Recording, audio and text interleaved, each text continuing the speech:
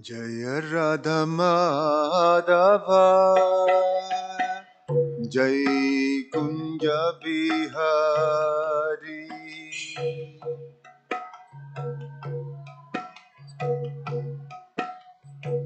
Jai Kunja Bihari Jaya Radha Madhava Jai Kunja Bihari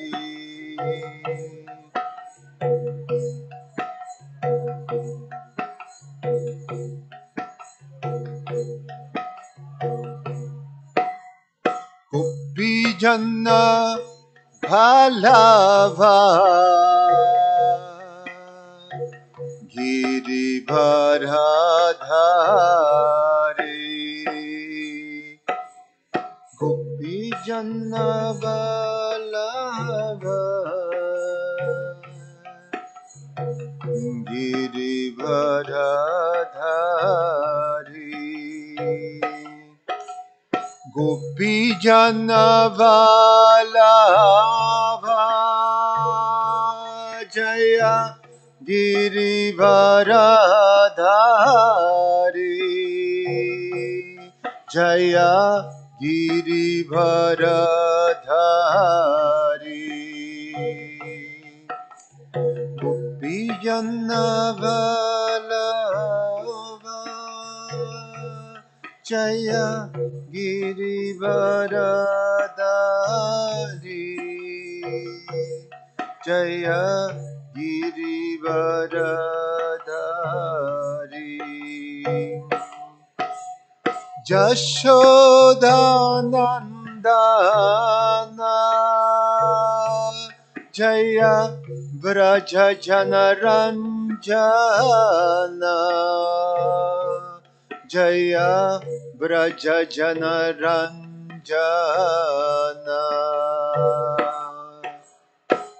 Jashodanandana Jaya Vraja Janaranjana Jaya Vraja Janaranjana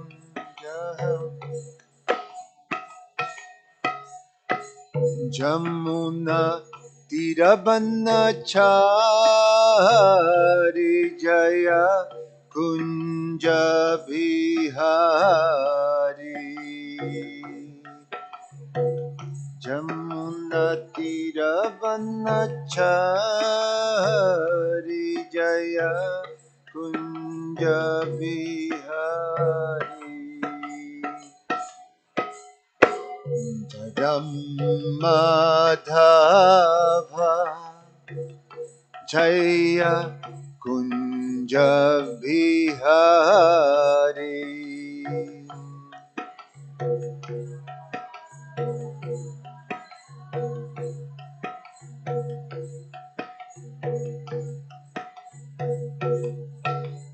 Jaya Radha Madhava Jaya Kunja Bihari Jaya Radha Madhava Jaya Kunja Bihari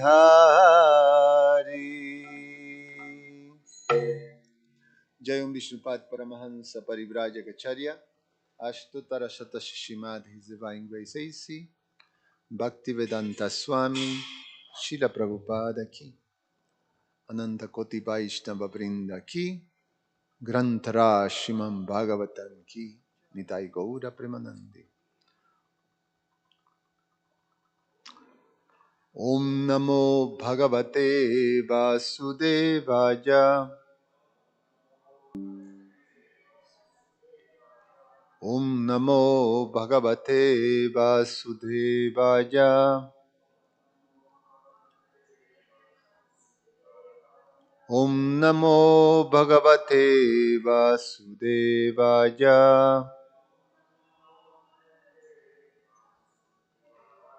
Jai Nasrimha Sri Nasrimha Jaya Jai Nasrimha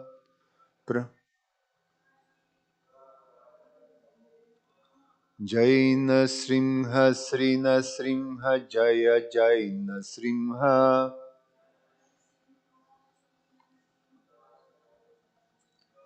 Praladesha Jaya Padma Mukha Padma Bringa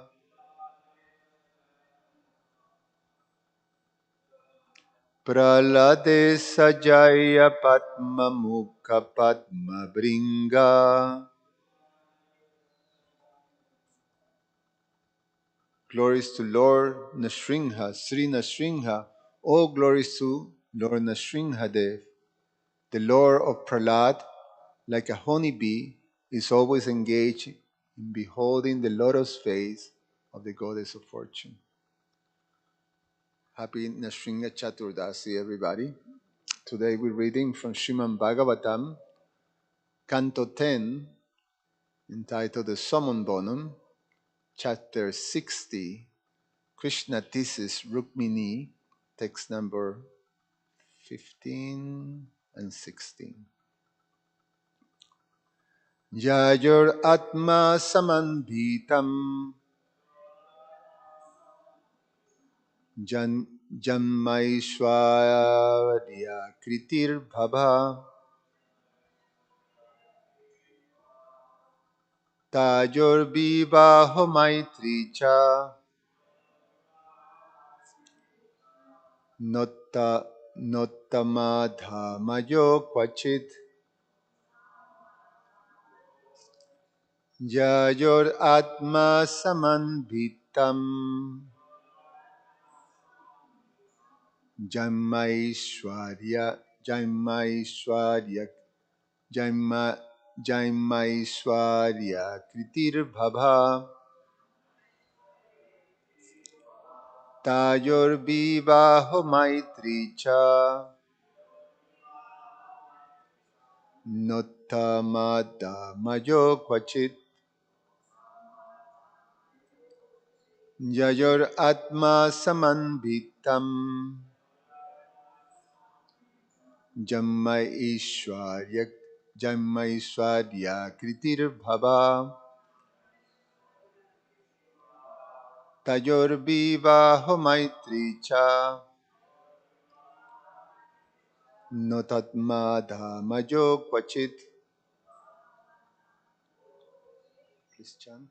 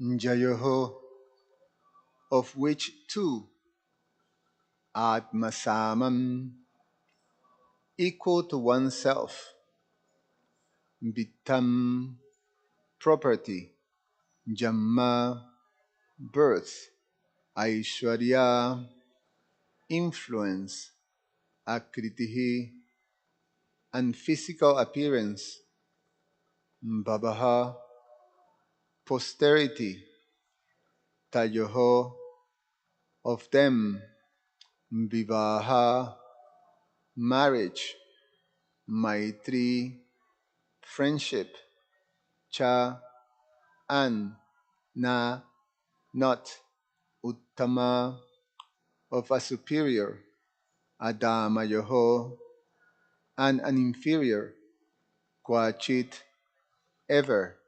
Translation and purport by the disciples of His Divine Grace A.C. Bhaktivedanta Swami, Srila Prabhupada Ki. Marriage and friendship are proper between two people who are equal in terms of their wealth, birth, influence, physical appearance, and capacity for good progeny, but never between a superior and an inferior. Purport. Persons of superior and inferior qualities may live together in a relationship of master and servant, or teacher and student, but marriage and friendship are proper only between those of equal status. The word bhava, in the context of marriage, indicates that a couple should have a similar capacity to produce good offspring. Lord Krishna here presents himself as materially unqualified.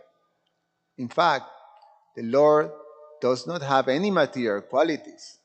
He lives in pure spiritual existence. Thus, all the Lord's opulence are eternal and not of the flimsy, mundane sort. Text number 16. Vaidarbhi etat avyagya. No, Vaidirbhyetat avigyaya.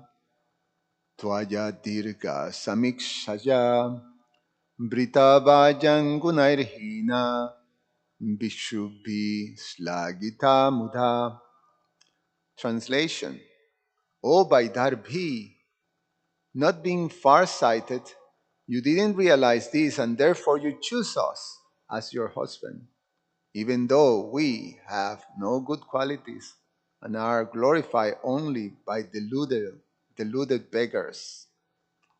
Om Jnana Timirandasya Jnananjana Shalakaya Chakshur Ummilitam Yena Tasmai Sri Guruve Namaha.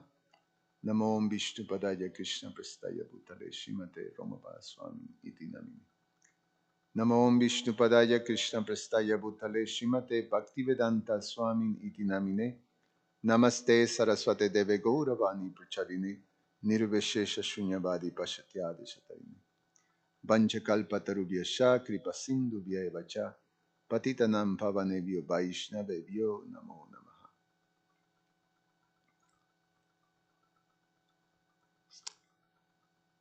Krishna continues this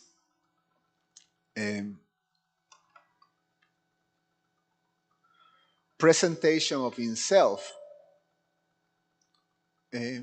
We have heard his purpose was to, as the chapter is entitled, Tease Rukmini.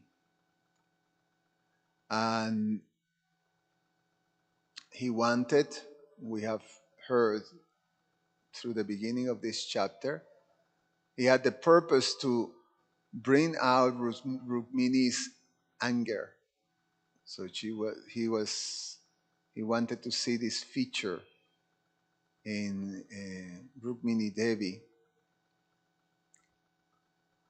The quality of Srimati Rukmini Devi is that she is always very favorable towards Krishna. Never shows anything that is that may be opposed to Krishna in any way.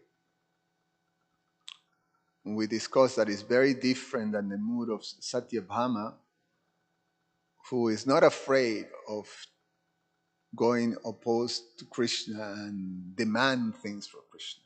So we have heard that. So Krishna has taken this position of presenting himself, making an argument of presenting himself as completely unqualified, and therefore making the conclusion, just as we read here, that this marriage is a mistake. Rukmini, you have made a mistake by choosing him, Krishna, as her husband. The whole thing was far-sighted and well, short-sighted. Short-sighted. Sorry. So she made a mistake, and there is a. I think Srila Vishwanath Chakravarti Thakur sort of breaks down in his style. Yes, Shiva Vishwanath Chakravarti Thakur says short-sighted. This is what he comments of Krishna telling Rukmini, I have been accepted by you as a husband because you're short-sighted, not considering the overall picture.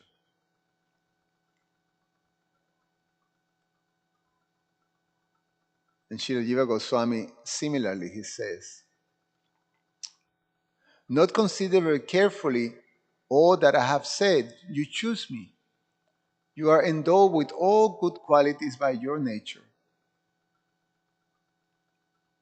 Hearing what she expressed in her letter, if you recall, when she sent the letter, she writes to Krishna that this is what she writes, that the Brahmana narrated that or read that to Krishna. All beauty of the worlds, this is from chapter 52. All beauty of the worlds, having heard of your good qualities, which enter the ears of those who hear and remove their bodily distress, and having also heard of your beauty, which fulfill all the visual desires of those who see, I have fixed my shameless mind upon you, O Krishna. So Krishna makes a point that you hear from people that I may have they just wanted some benefits from me. So this is not necessarily a very it's hearsay. It's not accurate. And because of being influenced by what you heard, you make a very bad choice because we're just not equal. So, so Krishna is making this argument.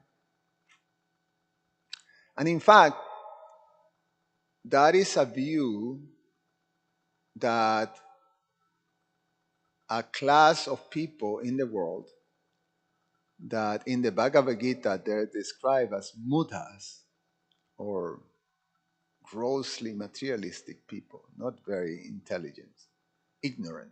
That's how the Bhagavad Gita describes. Avajananti man mudha.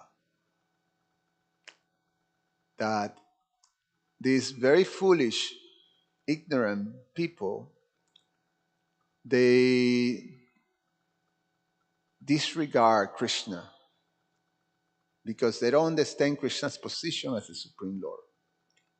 They see Krishna as an ordinary, just living entity, living being.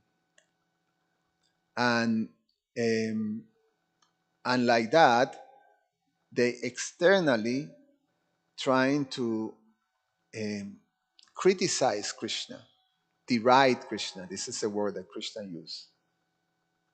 Ignorant fools deride him because they don't understand his position. So Krishna is taking that position, and that is a technique that is used in Vedic uh, debate or to establish, a philosophical point.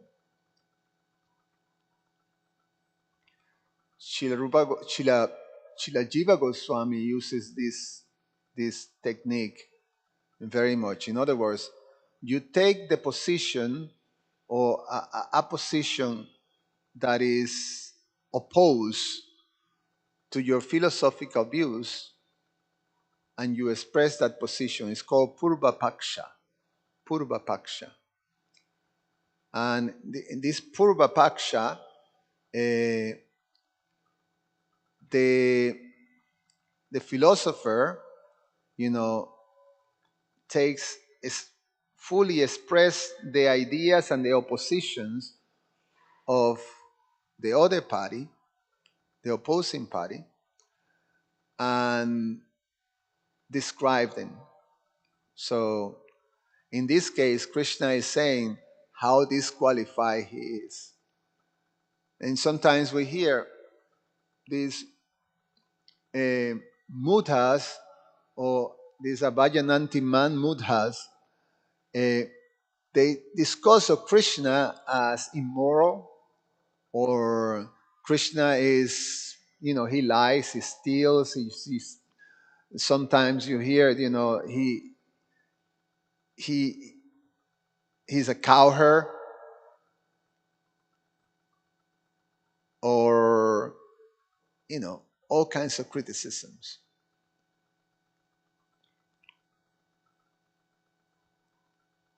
And Krishna is taking that and expressing that. But the purpose of this Purva Paksha, when it's used, is that so you present that and then you refute it. And that's called the Uttara Paksha. So you refute it with the proper philosophy. And then you establish a conclusion. So in this case, Krishna is establishing this bogus, unreal and not proper understanding of himself that is going to be fully refuted by Srimati Rukmini Devi. And in the whole pastime and the whole exchange, she is going to fulfill Krishna's desire by becoming angry in one sense. But before going to that, she is going to also demonstrate the depth of her mood of love towards Krishna, the one that she embodies. And we're going to hear how she reacts from just a hint of Krishna saying that the union is a mistake. So her greatest fear is that Krishna may leave her. That Krishna won't be on her life. Otherwise, there's no purpose. She expressed that when in the letter that she sent to Krishna through the Brahmana, that if Krishna doesn't accept her request, then there's no reason for her to exist. So that's her greatest fear. Now, some of the things that is discussed here, and Krishna is also bringing those points, is these are Vedic social norms that are part of the social organization from the Vedic perspective. uh, um, that is delineated in the guidelines in the Manu Samhita of how marriage should be. And we see that still traditionally in India, this is something that is that there's a lot of attention put um, by society to have a properly matched marriage. So, so there's a lot of things that goes on that. Very different than the West. In the West, we're not very culture on this type of thing, and then you just um, um, go with whatever you know impulses are there, and then the result is that there is not a great track record on the longevity of relationship, marriage relationship in the West. Um, Modern India is following the West, and then we're starting to see those discrepancies, coming up, of appearing in Indian society. But traditionally, there is the importance of making sure that there's a good match. And the methodology that is used is to do with, there's a lot that you use astrology to make sure that this is there, but there's a whole guidelines of how to properly match. There's called the Ashtakuta. I mean, I don't, those of you from India, have you heard this term Ashtakuta?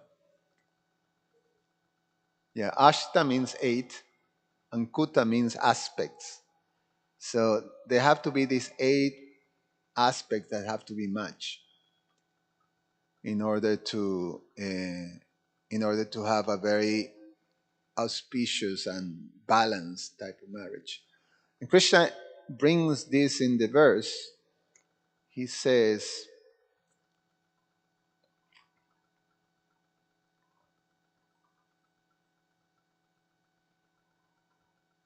wealth, birth, influence, physical appearance, and capacity for good progeny.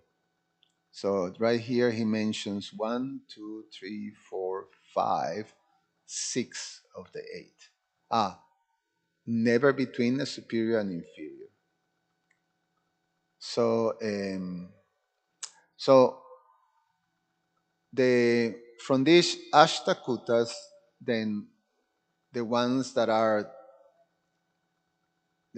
given, let me see here. They are the term is, the Vedic terms are Varna, which we are familiar with. Varna, Vashya, not Vaishya, but Vashya, Dina, Joni, Graha Maitri, Gana, Rashi, and Nadi. So what are there? Um, Varna, Kuta, or the aspect of Varna, refers to the mental compatibility, and it have to do with a particular natural propensity that you have by birth. So then this mental compatibility, when is you have the two partners that are intellectually or philosophically or spiritually inclined, then you have a Brahmins. And if you have the mentalities of leaders, protective and courageous, you have Kshatriyas. And like that, it have to do with the qualities of these Varnas. If you have hardworking and labor, concerned with work, you have Sudras. So these natural propensities by birth, they also have to do with a particular mental compatibility. So it's important. i- i- In other words, when you have all these compatibilities in place, you can have a very, very smooth um, um, sort of relationship or marriage. And the purpose of all this is really is to being able to have a much suitable space for becoming Krishna conscious. The goal of an ashram is to understand Krishna. Otherwise, the whole thing is a waste of time. What is it in the um, uh, Dharma sanustita punsham vishwakshena katasuyat not padadi jadi ratim shrama eva hikevalam. That the performance of this dharma, of these duties, of these things, Banashran dharma or any type of dharma, if it doesn't bring you to the attraction of Vishwasena Kata Sujat, to the talks about Krishna, then the whole thing is a waste of time. It's a waste of time. So, so this is the goal. This is the importance. It's just to make things easier, to make things the simplest way that you can focus or have the most suitable environment in which you can actually become Krishna conscious. Of course, that whole purpose is being lost in Kali Yuga. So now modern India, although is applying this type of traditions, is for something else, is for materialistic life. So you have a material happy life. But if you take the element of Krishna conscious out, there's no such a thing of material happy life. Because at the end, you may have a much more pious situation, but the influence of Kali will spoil everything. So, it's important to have the proper goal in mind. So, Varnakuta is the first one. And the next one is Vashyakuta. Vashya. Vashya is, it have to do with the degree of control and influence. Who will be the dominant partner? So Krishna mentions as in the verse, he says uh, influence. He uses the word influence, which is the Aishwarya. Aishwarya means who's the controller. So so um, that is that kuta or aspect, the aspect of control. Individualistic and likes to have control with their own opinions and the power to discriminate. Or actually, these are the categories of this Aishwarya or Vasya Kuta. There are 5 different aspects. So, the individualistic and likes to have control with their own opinions and the power to discriminate. Then the next one is powerful and tends to dominate. The other one is less powerful, and the other one has their own power, but only with a smaller area of influence.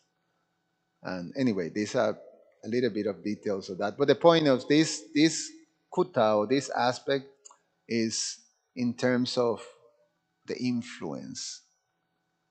So if you have a in a natural balanced situation, then there's a natural there's a natural balance on the male female relationship, and it doesn't become unbalanced, if you have something mismatched. And then the next one is Tara or Dina, and this is concerned with the longevity, you know, and the health. So if you are a 20-year-old and marry a 70-year-old, so you're not in good shape. The longevity is not going to be much. Very soon, you're going to be a widow, So, and similarly, when you have to do with diseases and things like that. So it's important that that's matched too. And Yoni have to do with the compatibility, the sexual compatibility. And as Krishna puts it here, the thing is not, how much enjoyment can you get out of your marriage life, sexual enjoyment, but it's about the capacity for good progeny. That's what this aspect means. Um, and the next one is graha. And the graha have to do with the harmony and the affection of the couple share for each other in marriage. So it's that natural attraction that have to do with beauty,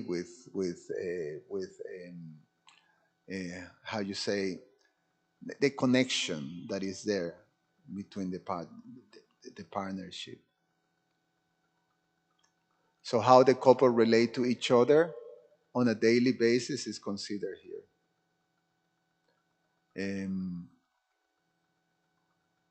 To do with the affective aspect. The next one is Gana Kuta, which is related to behavior, the character, and the temperament. So they divided in 3 types. So some people that are more spiritual inclined or materialistic inclined,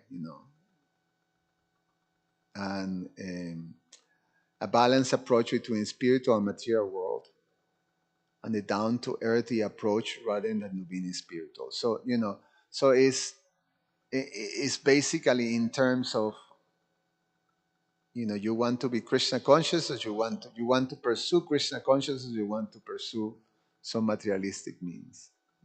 It is the combination of these things. And of course, for us, the Vedic culture is about how attraction you develop for Krishna. And in Vedic culture, the principle to follow is the Ishavasya principle. And the Ishavasya principle, you cultivate material life or material knowledge as the means to um, to connect and to elevate yourself in Krishna consciousness. So you have to be under transcendental knowledge.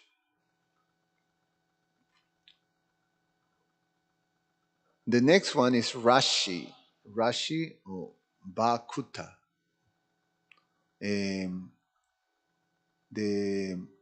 this have to do with wealth, with prosperity and that type of thing. And Nadi is more specific to the health compatibility. And both physical and psychological. So if you have someone that he has some also some mental difficulties, then it's also is to be considered.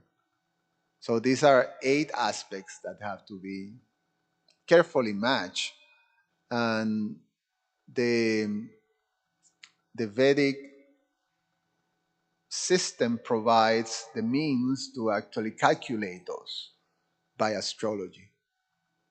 So very, very expert, empowered astrologers, these uh, Veda, you know, people who knows the science are able to properly do this very accurately. Not so easy to find really experts. Now you really have to search. They're still there. But just like Ayurveda, just like all these Vedic sciences, there is a lot of people that just touches the surface of these deep, deep Vedic sciences. And you still remain, few that are quite expert. And it's a huge difference. Like we have the experience, my wife and I, of being treated through Ayurveda for whatever bodily things we have to take care, and we have the good luck of connecting through 2 very expert Ayurvedic physicians that were part of a tradition that, especially there's one, Dr. Vaidya Mishra, who left this world a few years ago. He comes in a lineage that goes way back, to Krishna's times, and of Vaidyas, physicians like that. And indeed, the person was very, very powerful and accurate. Um, he have disciples, but the disciples, although some are very good, really does not match Dr. Misha. So similarly, with astrology is like that, not so easy. So Krishna is using this sort of a social science to create this Parvapaksha or Purvapaksha, approach to induce Rukmini, because in general, when you hear the Purvapakshi or the opposing party saying their stuff, we Vaishnavas, when we hear people blaspheming Krishna, you don't take it, you become offended. You don't like it. It's very, you know, not so good. I mean, Lord Chaitanya say, when he hears something like that, you should run and jump in the Ganges and clean yourself. That's one. The other thing is that you should actually utterly defeat that. And if you can do either, you kill yourself. So, so then Krishna is using this, that, to present that opposing view of Krishna's character to Srimati Rukmini Devi. And she is not going to take it very well. So it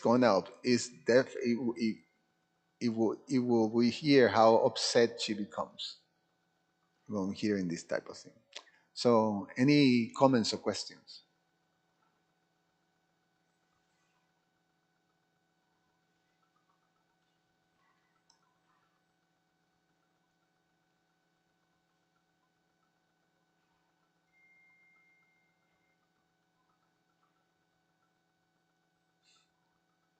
Krishna, you have something you're thinking of? Okay. Anyway, to this, while you're thinking, wonderful to have celebrating Lord Nrsimha's appearance, and the deities looks very beautiful. Fantastic job by our pujaris.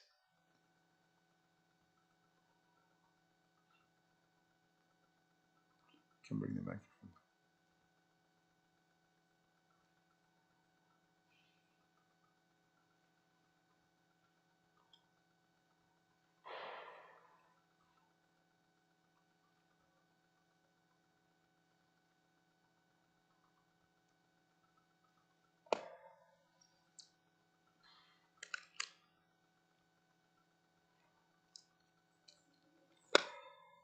You don't? Already established match between Rukmini and Krishna, and everything was auspicious and appropriate and in order. So,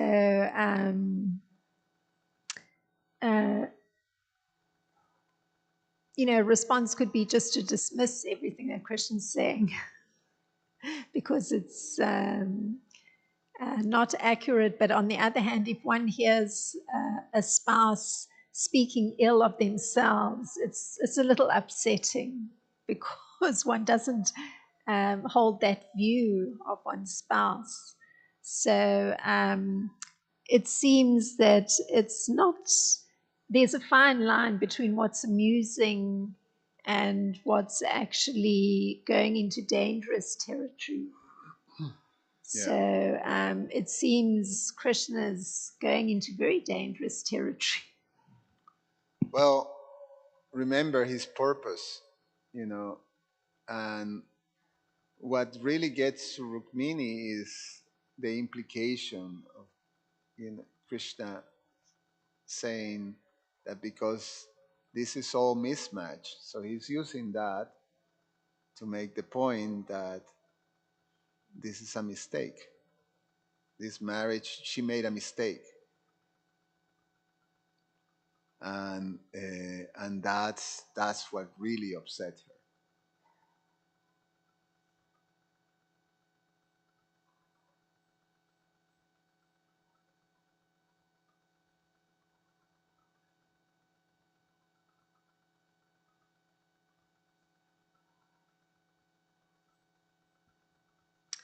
Well, it's true, it was by her desire that the relationship took place. But Krishna also, But also, you read it yesterday. Yes. Krishna was, I mean, your class went through point by point how that's not the case. Krishna himself was quite determined, and he himself, couldn't sleep just thinking about Rukmini. And the beginning of this chapter also says how compatible they are, that Rukmini's form matches perfectly Krishna in all aspects, in beauty, is perfectly matched. The form that she manifests is is as opulent as Krishna himself. So that part is the Purva Paksha thing, is these opinions, trying to deride Krishna, the Mudha stuff. That's, that's upsetting, but the fact is that Krishna expressed to Rukmini, you made a mistake. This whole thing is a mistake. We're not properly matched. It's almost, that's the part that really got her. And in one sense, you know,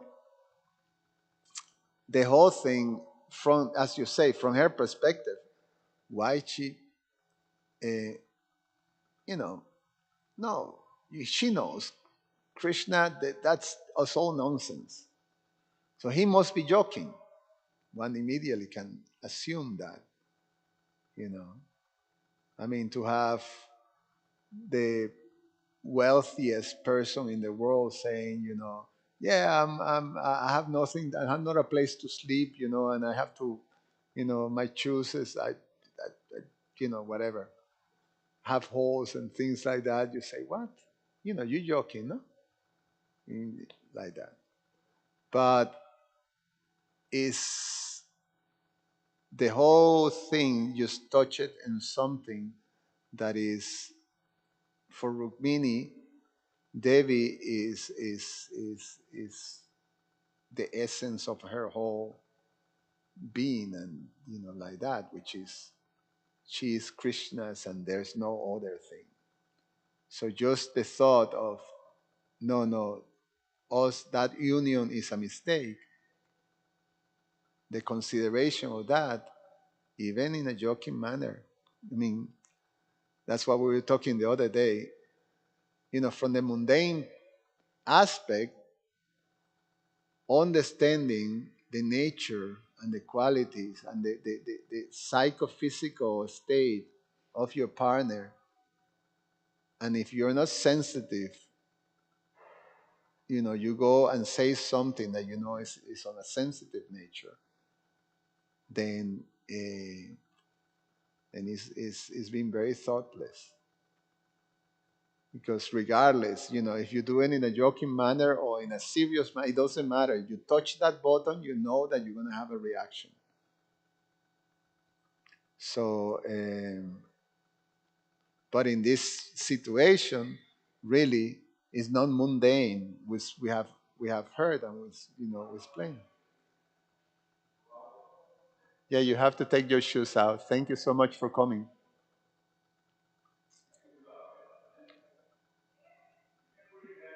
Krishna Archana, go and help her. Ah. So, yes. So, anyway, it's a good thing. All right. Anything else? Okay. Thank you. Grantara Shriman Bhagavatam ki, Sri Nashinga Chaturdasi ki. Thank you for coming.